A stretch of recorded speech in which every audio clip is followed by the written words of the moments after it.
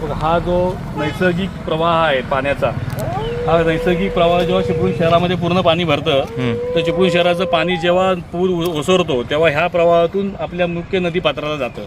हे कोण जे बिल्डर आहेत, त्या बिल्डरनी हा मेन जो पर्याय नदीतून येतो त्यासमोर हे RCC बांधकाम करून पूर्ण नदीचा प्रवाह बंद केला आहे. की त्या हॉल बरोबर रस्ता होणार आहे. आता जर समजा पुढचं काम करायचं झालं तर गाडी जाणार कुठून मला सांगा.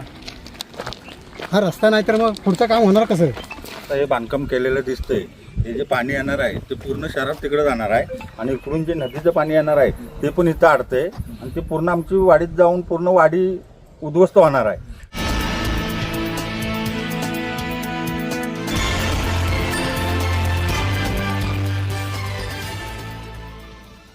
आज हे या ठिकाणी तुम्हाला हे बांधकाम दिसतंय, आज आमच्या गावाचा विषय आहे. आज शंकरवाडीमध्ये वर्षानुवर्ष पुराचं पाणी भरलं जातं. या पाण्याच्यामुळे आम्हाला भरपूर नुकसान सहन करावं दरवर्षी. 2021 महापुरामध्ये आमची एवढी बेकार हालत झाली होती की आमची घरं वाहून गेली होती. आणि आज अशा प्रकारे परत पुन्हा हे सरकार किंवा आमची नगरपालिका आमच्याकडे दुर्लक्ष करते. आम्ही वारंवार सूचना देऊन सुद्धा आमच्याकडे लक्ष देत नाहीत. आज आमचे नगरसेवक PC आमच्यासमोर उभे आहेत. आमच्या समस्या आम्ही त्यांच्यासमोर मांडलेल्या आहेत की जेणेकरून आमच्या गावाचं संरक्षण होण्यासाठी काहीतरी भराव किंवा काहीतरी असं व्हावं, पण त्याच्याकडे सुद्धा कोण लक्ष देत. आमच्या पाठी हा बंधारा झालेला बघताय. या बंधाऱ्यामुळे आमच्या वाडीचा पाण्याचा संपर्क आज थांबलेला आहे. पण त्याच्यानंतर सुद्धा पाणी आमच्या इकडे जाण्याची फार दाट शक्यता असल्यामुळे तुम्ही वारंवार आम्ही सांगून सुद्धा या आमच्या गावाकडे दुर्लक्ष केलेलं.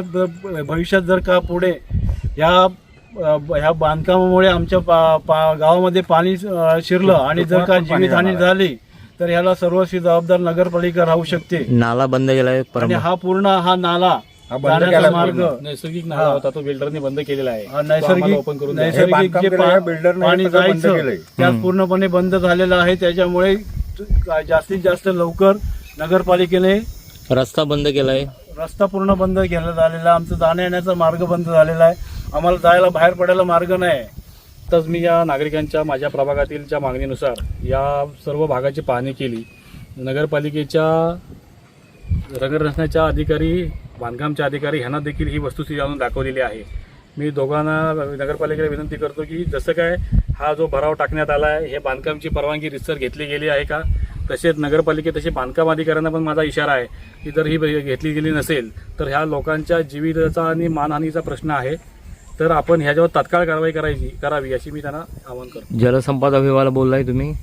हो, मी आपण देखील इथे आहात. मी जलसंपदा विभागाला देखील आता इशारा देतोय आणि त्यांना मी त्यांचं जे खोत साहेब आहेत त्यांना सुद्धा मी हे करून कळवणार आहे की हा भराव कशात टाकण्यात आला आणि जर ग्रीन बिल्ड आहे तर इथे हे RCC बांधकाम करून नलावडे बंधाऱ्यावर बांधकाम कसं करण्यात येत आहे ह्याचा देखील त्यांनी खुलासा करावा. शंकरवाडी येथे मोठ्या प्रमाणावर एक नदीच्या किनारी बांधकाम करण्यात आले. काही हजार स्क्वेअर फीटचं गेलं आणि अतिशय धक्कादायक बाब अशी आहे की तिथे जो नलावडे नाला आहे त्याच्यावर RCCचं मोठं कन्स्ट्रक्शन करून तो पूर्ण नाला, नैसर्गिक नाला बुजवला आहे आणि तो बुजवलाय तो शेवटपर्यंत बुजून टाकलाय आणि स्वतःच्या ताब्यात घेण्यात आलेला आहे.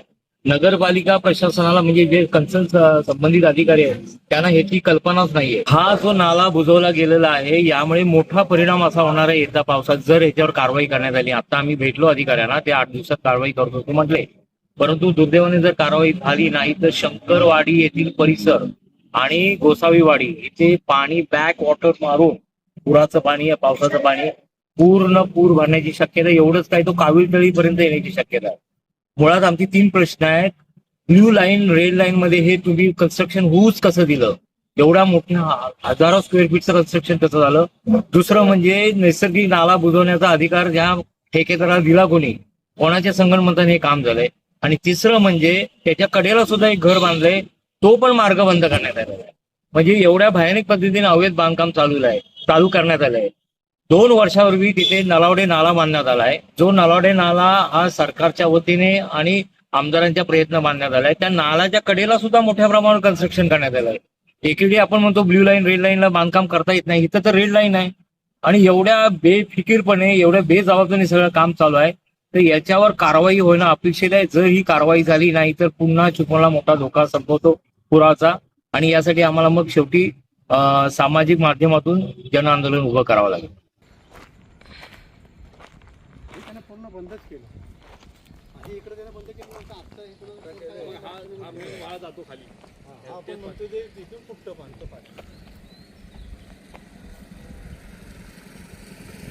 तिला माहितीच नाही हा विषय. ही मोरी आहे खाली, केवढी मोरी आहे बघ. म्हणजे ब्रिज आहे थोडं. बघ, हा जो नैसर्गिक प्रवाह आहे पाण्याचा, हा नैसर्गिक प्रवाह जेव्हा चिपळूण शहरामध्ये पूर्ण पाणी भरतं तर चिपळूण शहराचं पाणी जेव्हा पूर ओसरतो तेव्हा ह्या प्रवाहातून आपल्या मुख्य नदी पात्राला जातं. हे कोण जे बिल्डर आहेत त्या बिल्डरनी हा मेन जो पर्याय नदीतून येतो त्यासमोर हे RCC बांधकाम करून पूर्ण नदीचा प्रवाह बंद केला आहे. तर हा तात्काळ ह्याच्यावर कारवाई व्हावी. पूर्णच्या पूर्ण बंद केला आहे. पूर्ण नैसर्गिक पाणी हे जर असं केलं नाही तर पूर्ण शंकरवाडीमध्ये पाणी घुसून जे शंकरवाडीची वाटेकर आणि लोटेकर जी घरांची काय आहेत ती सगळी जातील, आणि ह्याचा शहरावर सुद्धा परिणाम होईल. शहरातला पाणीचा निचरा नीट होणार नाही आतमध्ये. तर ह्यांनी हा जो बिल्डर आहे ह्यांनी तात्काळ काम नगरपालिकेच्या नगर रचनेच्या मॅडम नम्रता मॅडम आणि बांधकामचे सगळे अधिकारी यांना मी अजून ही वस्तुस्थिती दाखवली आहे. येणाऱ्या 8 दिवसाच्या पावसाळा 8 दिवसात येऊन ठेपलेला आहे. त्याच्या आधीमध्ये हे सगळं काम थांबलं पाहिजे, ही कारवाई झाली पाहिजे.